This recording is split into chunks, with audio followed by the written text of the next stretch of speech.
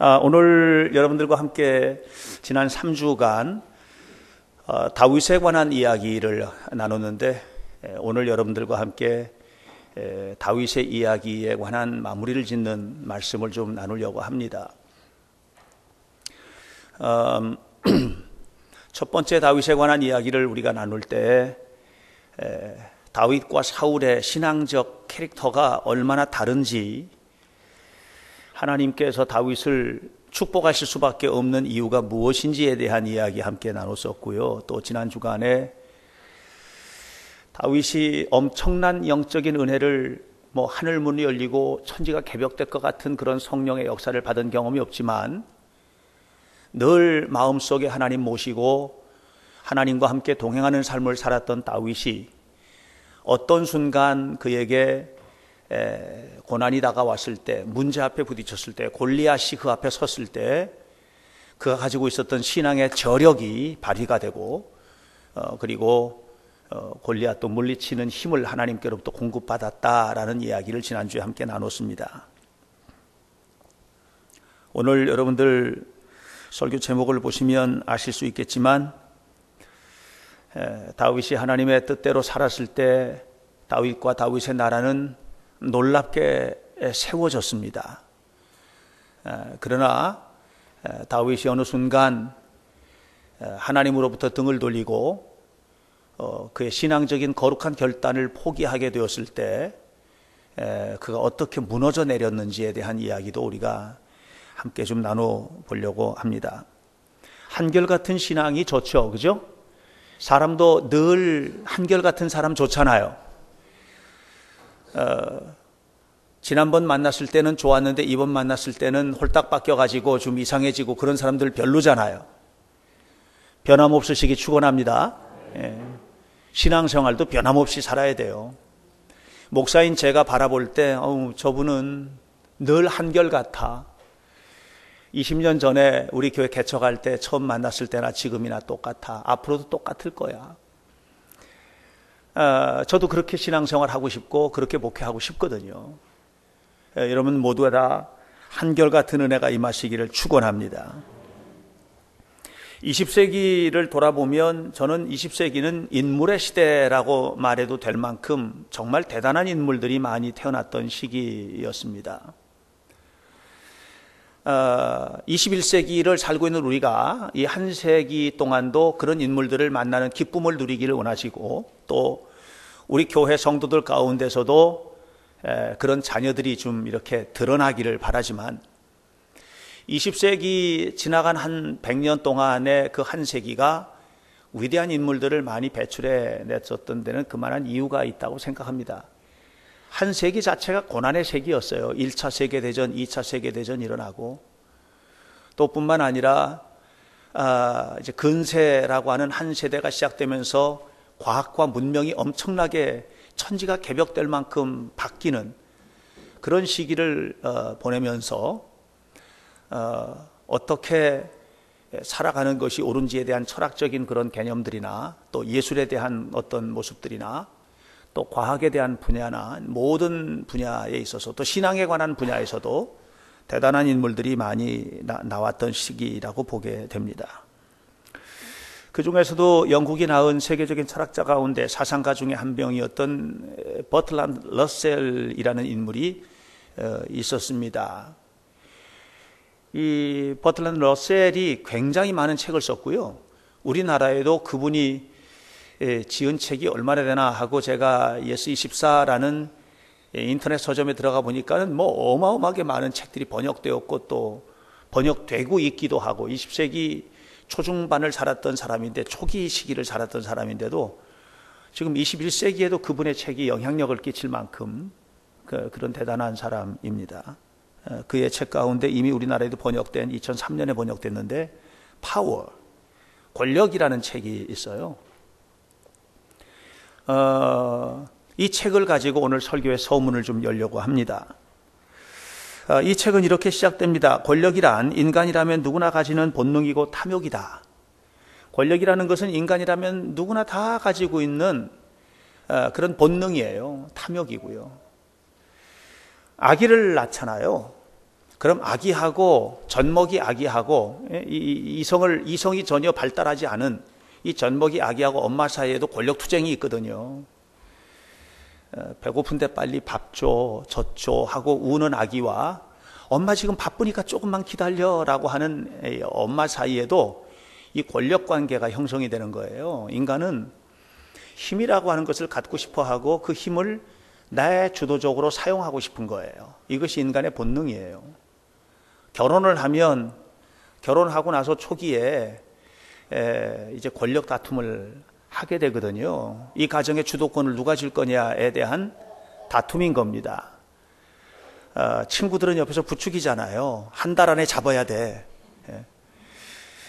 그러면 또 이 신부의 친구들도 또 부추기잖아요. 절대로 잡히지 말고 요즘에는 어떤 시대인데 요즘이 네가 잡아야지. 뭐 이렇게 해서 행복해야 될 시기를 권력 다툼으로 시간 낭비하게 되는 그런 부부들도 있는 것을 보게 됩니다. 인간이 산다는 것 자체가 권력 욕망의 과정이다. 이렇게 이제 러셀은 규정을 합니다. 그러면서 이 버들란드 러셀이 이 권력을 네 가지, 인간이 가지고 있는 권력을 네 가지로 유형화하면서 그 네 가지를 이렇게 얘기해요. 첫 번째, economic power, 경제적 권력이라는 게 있어요. 경제적 권력. 우리나라가 경제력이 이제 많이 성장해서 세계 10위를 이렇게 드나든다, 뭐 이렇게 이야기를 하거든요. 뭐 세계 10위 안에 들어왔다. 무역 규모로 봐서는 훨씬 더 큰 규모를 가지고 있다. 뭐 이렇게 얘기를 합니다. 그게 힘인 거예요. 힘. 내가 돈을 가지고 있다. 그게 힘인 거예요. 그게 힘. 요즘에 롯데그룹이 왕자의 난이 일어나가지고 아버지 신격호 씨 그 아들이 이제 있는데 큰아들, 둘째 아들 어떻게 하면 이 그룹을 장악할 것인지에 대한 다툼이 일어났잖아요. 그 돈 때문에 일어난 다툼이거든요. 경제적 권력이에요. 그런 거거든요. 그 사람들이 뭐 어떻게 더 희생할까, 어떻게 헌신할까 이런 거 가지고 다툴 줄 아세요? 아니에요. 얼마나 더 많이 먹을까, 삼킬까, 쥘까 이거거든요. 왜? 그게 힘이니까. 지난번에 우리 청소년들 데리고 미국에 갔을 때 동부지역, 서부지역을 다 둘러봤는데 동부지역을 갔을 때 뭐 굉장히 핵심적인 부분들 다녔지만 그 중에 한 군데가 이제 뉴욕 맨하탄을 다녔어요. 거기 가서 보여주고 싶은 게 굉장히 많은 거예요, 제가. 그런데 이번 여행은 좀 독특했어요. 동부도 그렇고 서부도 그렇고. 이제 15명 미만의 적은 인원으로 가다 보니까 큰 대형 버스가 아니잖아요. 그러니까 15인승 밴을 끌고 나왔는데 운전하시는 분이 가이드도 하고 그러는 거예요. 그러니까 이제 그 맨하튼 같은 데 가면 굉장히 복잡하거든요. 주차하기도 어렵고. 그러니까 자주 어떤 현상이 벌어지냐면 이 운전하시는 가이드가 저에게 목사님이 애들 데리고 다녀오시죠.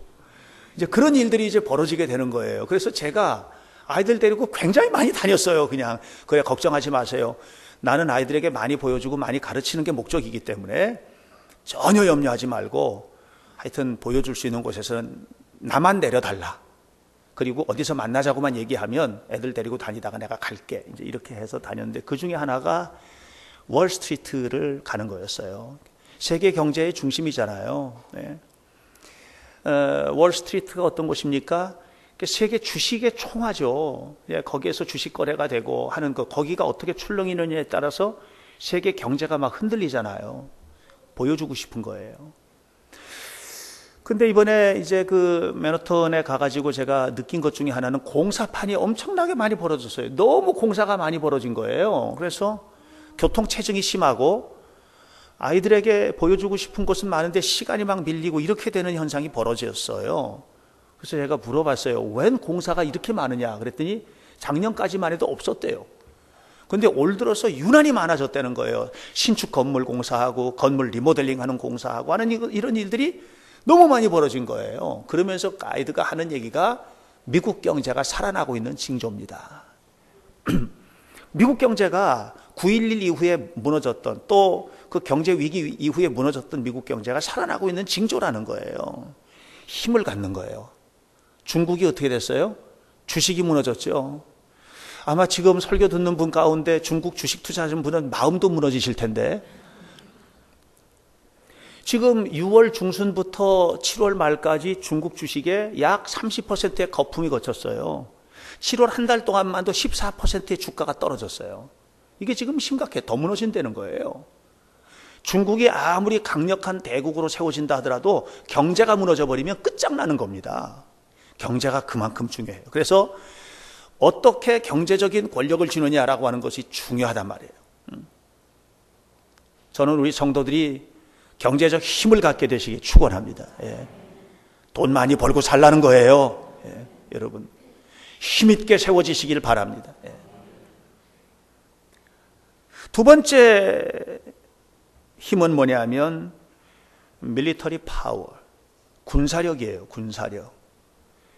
이 군사력이라고 하는 것은 굉장히 강력한 힘입니다. 미국이 세계 경찰로 자처하는 것은 군사력과 경제력을 바탕으로 일어나는 거거든요. 전쟁과 분쟁이 있는 곳마다 미군들이 가잖아요. 우리나라 6.25 전쟁 때도 미군들 왔잖아요.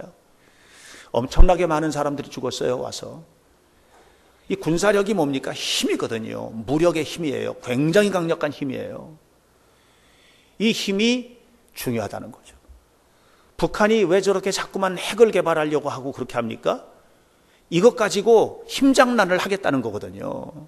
지금 영변의 시설을 다시 확충하고 있는 거 여러분 뉴스에 계속 보십니까? 그거 왜 자꾸 그렇게 합니까? 세계 손가락질 받고 무역 제재를 받고 이렇게 하면서도 왜 그거 하죠? 군사력만 가지고 있어도 니들 우리 함부로 못해. 이게 힘이거든요. 일본이 요즘에 뉴스 보시면 일본이 자꾸만 평화 헌법을 개정하려고 하는 아베 신조 수상이 하죠. 군사력을 갖겠다고 하는 거예요. 군사력. 2차 대전이 끝나고 난 다음에 그들이 헌법 제9조가 신설이 됐어요. 이 헌법 제9조가 평화헌법이라는 별명이 붙었는데 이 헌법 제9조의 내용이 이렇습니다. 여러분 제가 읽어드릴게요. 일본 국민은 중간에 조금 생략하고 전쟁 및 무력에 의한 위협 또는 무력의 행사는 국제 분쟁을 해결하는 수단으로서는 영구히 이것을 포기한다. 무력을 절대로 갖지 못하도록 국내 보안을 위한 그런 국내 안전을 위한 무력 이외에 어떤 무력도 절대로 포기한다고 하는 그런 헌법 조항이에요. 이런 목적을 성취하기 위해 육군, 해군, 공군 및 그 외의 어떤 전력도 보유하지 않는다. 국가 간의 전쟁을 위해서는 절대로 어떤 전력도 소유할 수 없다고 하는 거예요. 그러면서 이렇게 말했어요. 국가의 교전권 역시 인정하지 않는다. 그러니까 일본의 군대는요, 자기네 나라를 그 안에서만 지키기 위한 그런 그 군사력이지, 이걸 가지고 뭐 해외 분쟁이 있는 곳에 파견한다든가, 뭐 이라크에 파병한다든가, 뭐 어디에 파병한다든가, 이런 거로는 절대로 할 수 없다고 하는 것이 헌법 제9조, 일본 헌법 제9조의 내용이에요. 이것을 평화헌법이라고 해요. 근데 아베가 이거를 다 무너뜨리고 국제 분쟁이 일어나는 곳에 일본 자위대 파견하겠다는 거거든요. 그러니까 지금 요즘에 국회의사당 앞에서 심지어는 그 아기 키우는 엄마들도 막 반대하는 피켓 들고 데모하는 거예요. 근데 이 보수주의자들 입장에서는 일본이 세워지고 힘 있는 나라가 되려면 군사력을 가지고 세계를 좀 지배하는 그런 쪽으로 가겠다고 하는 이 무서운 일들을 지금 벌이고 있어요. 군사력, 이게 힘이라는 거죠. 세 번째 파워는 문화의 힘. 문화의 힘. 문화가 우리 전반을 이끌고 가요. 결혼 문화, 문화거든요. 장례 문화. 언제부터 우리나라가 화장이 그렇게 많아졌습니까? 큰일 나는 줄 알았잖아요. 예? 조상의 시체를 태워버리는 게 큰일 나는 줄 알았죠. 그것은 불교 승려들이나 하는 일인 줄 알았죠. 다 매장하고, 매장하는 것도 저 꽁꽁 싸매가지고 이렇게 지역마다 매장 문화도 다르고, 이게 문화거든요. 그런데 요즘에 매장하는 사람들이 별로 없어요. 거의 대부분 화장이에요. 그래서 화장터에 부모님이 돌아가시거나 누가 죽어도 화장터에 시간 잡기도 굉장히 어려운 시대가 되어버렸어요. 이게 하나의 문화거든요. 동성연애도 문화가 됐어요, 여러분. 미국 샌프란시스코나 이런 곳에 가면 남자끼리 다니고 여자끼리 다니고 하는 게 하나도 이상하지가 않아요. 이것이 문화예요. 하나의 문화예요. 이게 우리나라에도 자리 잡기 시작하면 정신없을 거예요. 언젠가 한번 홍석천이라는 연예인이 커밍아웃을 했죠. 나 동성적인 견해를 가지고 있는 사람이다. 이렇게 했단 말이에요. 그리고 나서 한동안에 TV도 못 나오고 매스컴의 모든 것들에 이제 이런 어떤 문화적인 그런 쪽에 나오지 못하더니 요즘에는요, 여기저기 다 나오거든요. 그러니까 이제는 그게 아무렇지도 않은 게 된 거예요. 여러분 자녀 교육 잘 시키시기 바랍니다. 어느 날 여러분 자녀가 아들이 어떤 남자 데리고 와서 어머니 내 아내예요. 그럴지도 몰라요. 이런 날들이 멀지 않았단 말이에요, 이게. 여러분 딸이 웬 여자 데리고 와서 내 남편이에요. 이렇게 할지도 모른다는 얘기하는 거예요, 지금. 무서운 일 아니겠어요? 문화가 하나의 힘을 갖게 되면 그런 걸 막을 수가 없어요. 마지막으로 버틀러 러셀은 시민의 힘, 시빌 파워, 시민의 힘을 이야기합니다. 여러분 중동에서 일어나는 일 보셨잖아요. 이집트가 시민의 힘으로 정권을 바꿔버려요. 그렇죠? 시리아, 리비아, 중동의 여러 나라들이 수천 년 동안 잠잠하던 나라들이 갑자기 막 뒤집히는 거예요. 이게 시민의 힘이거든요. 우리나라에도 이런 힘들이 있었지요. 이런 힘들이, 시민 파워가. 그런데 미국에 좋은 것만 있는 게 아니에요. 절대로 배우지 말아야 될 게 너무 많아요. 그런데 배워야 될 것들도 참 많은 나라예요. 그 중에 하나가 시민의식이에요. 교통법규를 너무 잘 지켜요. 정말 박수 쳐주고 싶어요. 교통법규를 너무 잘 지켜요. 안쪽 두 차선이 지금 가다가 옆으로 나가는 차선이고 이쪽 두 차선은 직진은 가는데 이 두 차선이 너무 잘 빠지고 여기는 지금 막 교통체증이 심해요. 그럼 제가 다니면서 보면 우리나라를 폄하하기 위한 게 아니라 대체로 이쪽으로 쉬 가가지고 여기 끼어들어서 빨리 가려고 하는 이런 얌체족들이 많아요. 그러면 이쪽에 있는 사람들은 어떻게 해요? 범퍼에다가 대서 못 끼어들어가게 하려고 또 싸우죠. 예. 미국이라는 나라는 그런 게 없더라고요. 그냥 기다리는 거예요, 뒤에서. 근데 어쩌다가 이렇게 이제 왔잖아요. 우리 같은 경우에 너무 바빠서 이제 시간을 이렇게 왔는데, 이거 어떡하느냐고 그랬더니 이분이 하는 얘기가 걱정하지 마세요. 한 대, 두 대 안에 들어오라고 전부 다 양보해줘요. 그렇게 얘기를 하더라고요. 그러더니 진짜 그렇게 하는 거예요. 그런 모습을 보면서 질서도 잘 지키지만 어떤 순간에 어떤 문제가 생겼을 때 그걸 양보하는 것들도 참 잘 돼 있구나. 길게 줄을 서 있을 때도 뭐 옆에서 끼어들고 눈치껏 들어가서 뭐 빨리 뭐 하고 이런 게 없는 거예요. 그냥 기다리고 그렇게 하더라고요. 이 시민의식이죠. 이 굉장히 큰 힘이에요. 우리 성도들도 이런 의식들을 잘 고양시키게 되기를 바랍니다. 근데 버틀러 러셀은 이 파워를, 이 권력을 이 네 개로 규정을 하면서 이 네 개의 권력이 사회를 끌고 간다는 거죠. 사회만 끌고 가는 게 아니라 가정도 권력 다툼이에요. 끌고 간다는 거죠. 직장도 그것이 끌고 간다는 거죠. 이 네 개의 권력이 다 있다는 거죠. 근데 이 권력이 건강하려면 한 가지가 전제돼야 된다는 거예요. 그건 뭐냐면 윤리의식이라는 거예요. 다시 바꿔 말하면 이 네 개의 힘이 어떤 힘을 갖든지, 경제적인 힘을 갖든지, 군사적인 힘을 갖든지, 아니면 문화적인 힘을 갖든지, 시민의 힘을 갖든지, 힘이 윤리적 책임을 감당할 때 건강해진다는 거예요. 근데 책임을 감당하지 않으면 어떻게 되느냐? 그러면 저를 죽여야 내가 사니까 군사적인 힘을 가지고 죽이고, 경제적인 힘을 가지고 누르고, 죽이고, 누르고. 시민의식도 마찬가지예요. 시민단체들이 많잖아요. 이쪽 단체가 이쪽 단체를 죽여야 내 단체가 사는 거예요. 이게 무서운 거예요, 이게. 그러니까 윤리적인 책임을 가지고 이 책임의식을 감당하지, 이거 없어져 버리면 서로 죽이고, 서로 무너뜨리고, 남의 것을 빼앗고, 그렇게 된다는 거죠. 일본을 자꾸 손가락질하는 이유가 뭐예요? 2차 대전을 일으켰잖아요. 2차 대전을 일으켜서 얼마나 많은 사람들을 전쟁터에 내몰고 죽였습니까? 우리나라 사람들 얼마나 많이 데려다가 광산에서 죽게 하고 엄마 보고 싶어 광산 탄광에다가 한글로 써 있는 거 제가 사진으로도 보았거든요. 그리고 자기네들은 그런 거 한 일이 없다는 거예요. 얼마나 많은 젊은 아이들을 데려다가 전쟁터의 종군 위안부로다가 그렇게 놀이객감을 삼았습니까? 그런데 절대로 그렇게 한 일이 없다는 거죠. 일본 아이들이 그렇게 한 일이 없다는 거예요. 그래서 무슨 얘기하느냐 하면 자기네들이 돈 벌려고 자발적으로 왔다는 거예요. 우리는 그렇게 한 일이 없다는 거예요. 하나님께서 반드시 벌을 주셔야 된다고 생각합니다. 여러분, 오늘 우리가 어떤 힘을 갖든지 힘은 반드시 무엇과 함께 가야 되냐면 윤리적인 책임과 함께 가야 된다는 거예요. 이것을 우리의 표현대로 얘기할게요. 어떤 힘을 갖든 돈을 벌든 힘을 갖든 어떤 문화적인 어떤 코드를 가지고 이끌어가는 사람이 되든 어떤 사람이 되든 우리는 하나님 앞에서 신앙적인 책임을 감당해야만 할 줄로 믿습니다. 신앙인이잖아요. 하나님 앞에 살아야 되잖아요. 그러면 하나님께서 복을 주신다는 걸 우리 믿는 사람이거든요. 오늘 성경은 그런 얘기예요.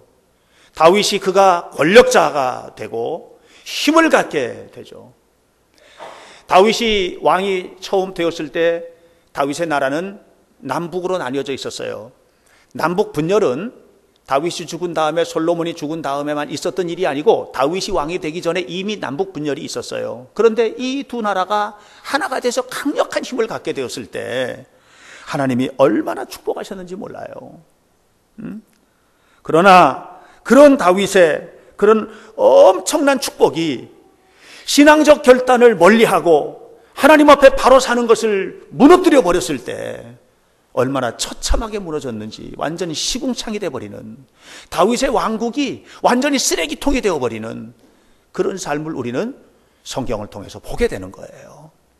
오늘 그 얘기를 함께 나누면서 사랑하는 여러분, 하나님께서 우리에게 어떤 힘을 주시든 그것이 작은 것이든 큰 것이든 신앙적 책임으로 받아들이고 하나님 앞에서 잘 감당하는 은혜로운 성도들이 되시기를 바랍니다. 다윗이 하나님의 나라를 세웁니다. 사울이 죽고 난 다음에 이스라엘은 두 개의 나라로 갈라져 있었습니다. 북쪽은 사울의 아들 이스보셋이 왕으로 올라갑니다. 그래서 사울의 기브아에서 마하나임으로 수도를 옮기고 마하나임의 수도를 정하고 이스라엘 모든 지파들과 함께 나라를 세운 거예요. 이게 이스라엘이에요. 북쪽 이스라엘이에요.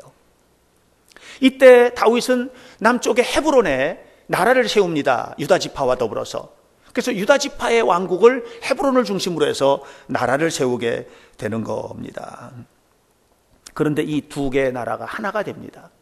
사무엘하 5장 3절을 보면 이 두 개의 나라가 건강하게 이제 하나의 나라가 되는데 1절부터 읽어야 되지만 3절만 제가 보면 이렇게 얘기합니다. 자, 1절을 보면 1절에 이스라엘 모든 지파가 헤브론에 왔어요. 유다 지파의 왕성이죠. 다윗에게 나와서 말합니다. 우리는 한 고륙입니다. 우리는 피가 하나이고 뼈도 하나인 사람들입니다.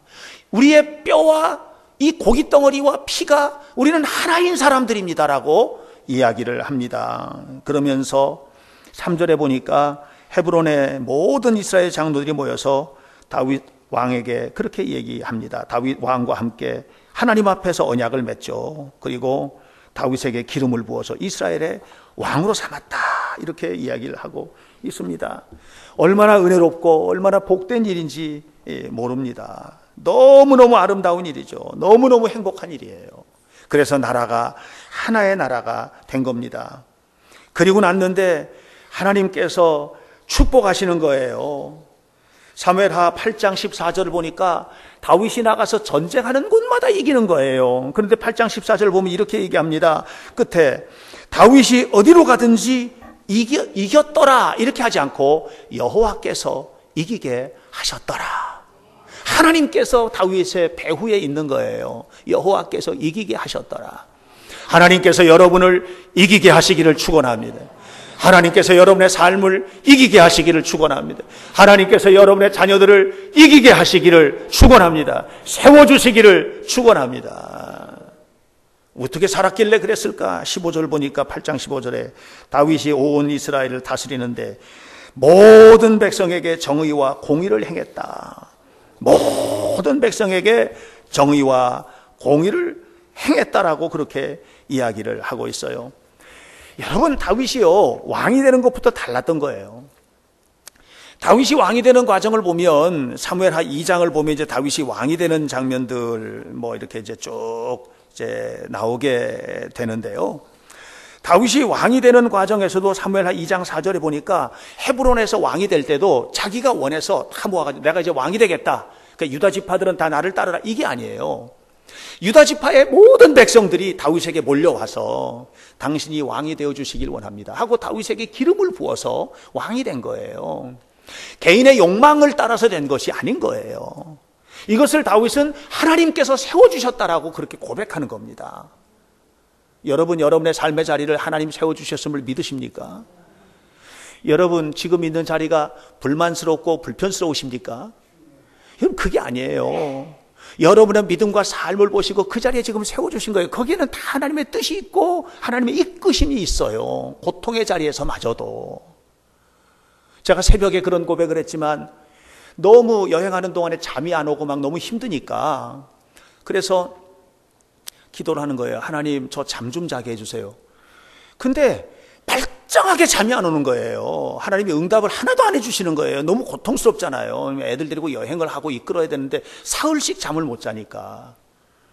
그래서 하나님께서 나를 잠을 안 재우시는구나. 그리고 그때부터 뭘 했냐면 스마트폰을 열어가지고 이제 호텔에서는 스마트폰이 되거든요. 밤에 시편을 외우기 시작했어요. 근데 너무 은혜로운 거예요. 시편을 외우고 시편 23편을 외웠던 부분 다 외우면 그 다음에 또 영어로 외우고. 근데 너무 행복한 거예요. 이게 잠을 못 자는 밤이. 그래, 하나님께서 나와 함께 교제하길 원하시는구나. 그래, 교제의 자리로 더 깊이 나아가자. 근데 너무 감사한 거예요, 이게. 그리고선 하나님께서 나를 위해서 미국은요, 한 코스에서 다른 코스 가는데 4시간은 기본이고 5시간씩 가는 거예요. 그때는 차 타고 가는데 또 잠이 오는 거예요.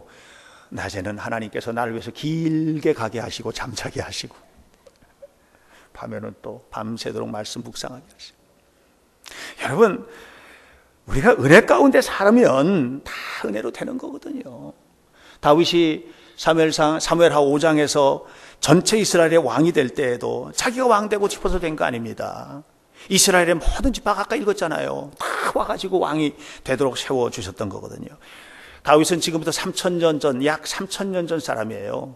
3,000년 전에 지금 2015년이라고 하는 현대 이 시대에도 구현하기 어려운 완벽한 민주주의를 다윗의 시대에 이룬 거예요. 누구 때문에 가능해요? 하나님 때문에 가능한 거예요. 하나님 때문에. 다윗이 하나님 믿는 사람 아니었다면 이렇게 안 살았어요. 사랑하는 성도 여러분, 이렇게 하나님과 동행하고 믿음을 실천하니까 하나님께서 다윗에게 복을 주시잖아요. 역사상 가장 큰 토지를 소유하는 왕국이 돼요. 경제적으로 최강국이 돼요. 민족은 하나가 돼요. 그 배후에는 늘 뭐가 있어요? 하나님이 계신 거예요. 다윗의 등 뒤에는 하나님이 계세요. 다윗의 앞서는 하나님이 앞서 가시는 거예요. 이것이 뭡니까? 다윗이 이렇게 살았던 것이 뭡니까? 바로 버틀러 러셀이 말한 대로 하면 그가 가지고 있는 권력을 윤리적 책임으로 이끌어간 거예요.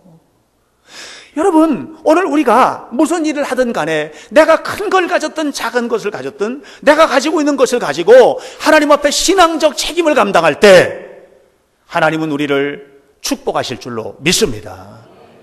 늘 하나님 앞에 사시기 바랍니다. 늘 하나님이 내 배우가 되시도록. 내 백이 뭐예요? 백이 뭡니까? 하나님이 나의 백그라운드가 되시도록 살아가시기를 축복합니다. 그런데 하나님이 안 세워주시겠느냐 말이에요. 내 자식을 안 세워주시겠냐 말이에요. 지식으로가 아니고 다른 힘이 아니라 하나님이 내 힘이 되고 내가 신앙적 책임을 감당할 때 하나님이 세워주시는 은혜가 우리 가운데 충만하게 될 줄로 믿습니다. 그러니까 하나님 앞에 다윗이 고백하잖아요. 사무엘하 2장 7장 24절. 너무 귀한 말씀이야. 주께서 주의 백성 이스라엘을 세우사. 지금 다윗이 하나님 앞에 고백하는 거예요. 주께서 주의 백성 이스라엘 세우사 영원히 주의 백성으로 삼으셨사오니 하나님 여호와여 주께서 그들의 하나님이 되셨나이다. 하나님을 지금 이스라엘 백성들 모든 백성을 하나님의 백성으로 알고 나는 이스라엘이 내 백성이 아닌 거야. 하나님 백성이니까 하나님 뜻대로 이끌어 가야지. 이게 다윗의 마음이에요. 그러니까 잘 될 수밖에. 잘 되는 길을 보시기 바랍니다. 잘 되는 길을 가시기 바랍니다. 잘 되는 길을 붙잡으시기 바랍니다. 다 잘 되시기를 주의 이름으로 축원합니다. 세워지는 하나님의 나라. 그런데 사무엘하 11장부터 무대가 좀 바뀌었어요.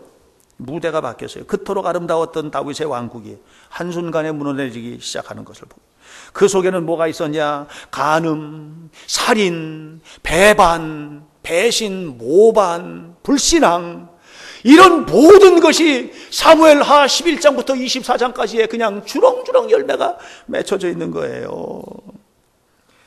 사무엘하 11장에서 다윗은 우리아의 아내, 우리아 장군의 다윗의 신복 중에 신복이거든요. 우리아 장군의 아내 밧세바를 간음합니다. 그리고 이것이 발각날까 두려워서 우리아 장군을 전쟁터 최선봉에 세워가지고 적에 의해서 죽게 만들고 맙니다. 그런 일이 벌어지고 난 다음에 그 아들 암논이 똑같이 보고 배웁니다. 이복 여동생 다말을 욕보입니다. 이복 여동생 다말이거든요. 그렇게 욕보인 것을 그의 오빠, 친오빠가 알게 됩니다. 압살롬입니다. 그리고 이 압살롬은 자기 이복 형인 암논을 죽여버리고 맙니다. 죽여버리고 맙니다. 여기서 끝난 게 아니에요. 이렇게 하고 난 다음에 압살롬이 자기의 신분에 어떤 어려움이 생길 것을 예견하고 다윗 왕, 자기 아버지에게 모반을 일으켜가지고 아버지를 왕자리에서 내쫓고 그 아버지를 죽이려고 쫓아가는 거예요. 지금 아들이. 그런 일들이 벌어지게 됩니다. 여러분, 다윗은 강력한 힘을 가진 파워, 권력자였습니다. 그런데 그 권력이 하루아침에 무너져 버린 거예요. 다윗의 왕궁은 쓰레기통이 되고 시궁창이 돼버리고 만 겁니다. 여러분, 이게 어디서부터 출발한 것일까요? 다윗이 하나님의 뜻을 버리고 하나님을 저버리고 그의 얼굴을 날마다 하나님만 바라보던 그의 얼굴을 돌이켜서 세상을 바라보기 시작할 때 그때 다윗의 나라 무너져고 다윗은 왕궁에서가 아니고 이스라엘 땅 어디에서도 설 자리 한 군데 없는 그 어마어마한 그런 그 영토를 가지고 있었던 다윗이었지만 바늘 꽂을 자리 하나도 설 자리가 없는 그런 입장이 되어버리고 말았던 것이에요. 뿐만 아니라 사무엘하 24장을 보면 다윗은 군사령관 모압을 명하여 나중에 회복이 돼서 이제 왕의 자리로 돌아오지만 사무엘하 24장에서 군대 사령관 요압을 명하여서 인구조사를 하게 합니다. 인구조사하는 목적은 뭐냐 하면 전쟁이 일어나면 전쟁터에 동원할 군대가 몇 명이나 되는지 확인해 보라는 거예요. 요압이 말렸지만 끝까지 우겨서 다윗이 실천하고 맙니다. 그리고 난 다음에 군대에 동원할 수 있는 남자의 수가 80만 명이라는 걸 알게 됩니다. 하나님께서 다윗에게 책망하십니다. 여러분, 이스라엘의 왕국이 세워진 것은 하나님이 세우신 거예요. 군대가 세운 게 아닌 거예요. 어디들 가든지 승리했던 것은 하나님께서 승리하게 하신 것이지 다윗이 승리한 것이 아닌 거예요. 그런데 다윗이 지금 인간적인 인본주의적인 자기의 생각을 따라서 하나님을 멀리하고 군대를 계수하고 하는 그런 일을 하고 만 거예요. 그때 하나님께서 다윗 왕국에 전염병을 주셨어요. 사흘간 80만 명의 군대도 하루아침에 무너진다는 것을 보여주신 거예요. 여러분, 80만 명의 군대가 하루아침에 무너지는 겁니다. 아셨어요? 우리가 가지고 있는 것들, 우리가 누리고 있는 것들, 저는 건강에 대해서 늘 자신이 있었어요. 뭐 자신 있다고 하는 것이 100% 건강은 아니지만 정말 자신 있었거든요. 그래서 사람들이 목사님 건강 위해서 운동 뭐 하세요? 그러면 늘 숨쉬기 운동 위에 하는 게 없는데 하나님 다 책임져 주신다고 그냥 그러고 살았어요. 그런데 어느 날 하루아침에 그냥 무너지는데 정신을 차릴 수 없이 한 달을 보냈습니다. 여러분, 우리가 지킬 수 있는 것이 어디까지일까요? 여러분이 가지고 있는 것 가운데 여러분이 보장받고 보장하고 이건 틀림없이 내가 지킬 수 있어라고 말할 수 있는 것이 어디까지일까요? 직장입니까? 건강입니까? 재물입니까? 가정입니까? 자녀입니까? 뭘 지킬 수 있을까요? 다윗은 처절하게 깨달은 것입니다. 아무것도 없다는 사실을. 하나님께서 지켜주시지 않으면 아무것도 없다는 사실을 깨달으시기를 주의 이름으로 축원합니다. 성경은 다윗이 범한 잘못을 두 가지 집중하고 있어요. 하나는 밧세바를 범한 사건이었고 또 하나는 군대를 개수한 인구조사를 한 일이었습니다. 그런데 이 두 가지가 그 당시 지금부터 3000년 전 군주시대에는 문제가 안 되는 거예요.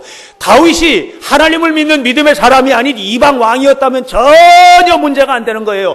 어떤 여자를 갖다가 데려다가 자기 아내를 삼더라도 문제가 안 돼요. 인구조사를 하고 무슨 일을 하든지 그건 문제가 안 돼요. 제왕이 하겠다고 하는데 누가 가로막고 서요? 아무것도 문제가 안 돼요. 그런데 하나님은 문제를 삼으셨어요. 왜? 다윗이 하나님 믿는 사람이니까. 믿는 사람답게 네가 가지고 있는 파워, 권력, 그것을 하나님 앞에 세우라는 거예요. 다윗이 이렇게 행했던 것들은 뭡니까? 세상의 모든 것을 다 자기 소유로 만들겠다고 하는 거 아니겠어요? 어떤 여자든지 내 소유가 될 수 있다고 하는 거죠. 어떤 남자든지 왕실의 친위대가 되어서 내가 동원하면 동원해다가 사용하겠다는 거 아니겠어요? 사무엘하 7장 24절에서 다윗이 했던 고백이 뭡니까? 하나님, 이 백성이 하나님의 백성입니다. 이 민족이 하나님의 민족입니다. 이 백성 이스라엘이 하나님의 것입니다라고 고백했던 거 아니겠습니까? 여호와여 주께서 그들의 하나님이 되셨나이다 이렇게 얘기했던 거 아니겠어요? 그런데 그 백성을 다 누구 백성으로 만들어버렸어요? 내 백성이 된 거예요. 이제는 하나님의 백성 아니에요. 내 백성이죠. 내 백성인 거예요. 내 재산인 것이고 내 건 거죠. 하나님은 그 어느 곳에도 없는 불신앙. 사랑하는 여러분, 이런 정치적인 야욕과 다윗의 교만이 하루아침에 다윗의 나라를 무너뜨리고 만 것입니다. 다윗이 가지고 있던 권력이 신앙적인 책임, 윤리적인 책임으로 이어지지 못했던 것이죠. 저는 여러분, 신앙인이라면 책임을 지는 삶을 살아야 된다고 생각해요. 여러분, 신앙인다운 책임을 지는 자리가 있어요. 우리가 어떤 책임을 져야 될지, 어떤 자리를 지켜야 될지. 저는 목사로서 내가 지켜야 될 자리가 있고 내가 살아야 될 삶이 있는 사람이에요. 여러분, 신앙인으로서 여러분이 지켜야 될 자리가 있고 살아야 될 삶이 있는 거예요. 이 삶을 포기하면 하나님이 용서하지 않는 거예요. 그 삶을 가지고 유지하면 하나님께서 회복시켜 주시고 책임져 주시는 것이죠. 그럼에도 불구하고 다윗의 위대함은 무엇입니까? 잘못했을 때 엎드릴 줄 알았다는 거예요. 잘못했을 때 엎드릴 줄 알았어요. 이것이 사울과 다른 점이에요. 밧세바를 취하고 나서 그가 나단 선지자에게 너 잘못했잖아 하고 손가락으로 직접 다윗에게 이야기하실 때 사무엘하 12장 13절에 이렇게 말합니다. 다윗이 나단에게 이르되 내가 여호와께 죄를 범하였노라. 그리고서는 엎드려 회개합니다. 오늘 시편 51편 교동문 읽었잖아요. 이게 하나님 앞에 회개하던 다윗의 회개의 글이거든요.